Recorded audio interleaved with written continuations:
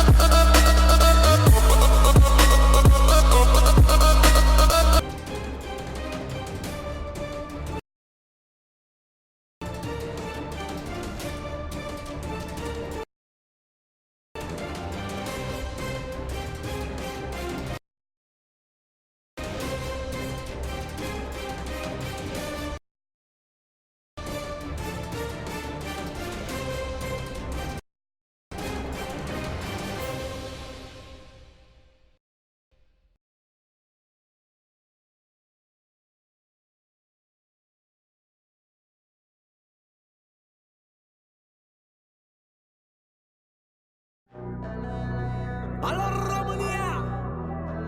Deranjăm și noi cu drapul ăsta oriental, Nicolas Sax și cu Pican. Iertați-ne până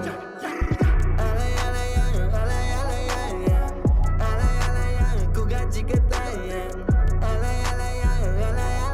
Sunt în bamă cu ea, că vrea promo pe Instagram. Cu gagică taie. Sunt în bamă cu ea, că vrea promo pe Instagram.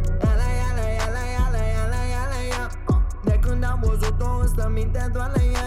Am combinat-o la o masă, m-a bătut la cap, m-a rugat vreo 2 ore până am condus-o în pace. Ia, am cash ca împăratul, pe mi face to face, că eu nu lucrez cu cardul. Oftează când e pe mine, îi fuge mintea rău, cred că deja și-a luat filme. Fata ta o întinga pe o coardă, crede că eu joacă, ala e pe mine, nu se poate abține. Ala-i vedeta cu mare, fosta mă vedă pe story, uite fă cum moare. Ala-i bai buca în Arabia, am scoate sabia, pe Insta 100 ca, uite-o de la ea, cum dansează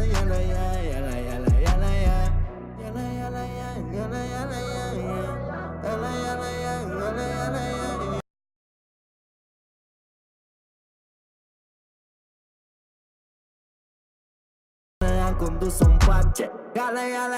Am cash ca împăratul, pe mi face to face, că eu nu lucrez cu cardul. Oftează când e pe mine, îi fuge mintea rău, cred că deja și-a luat filme.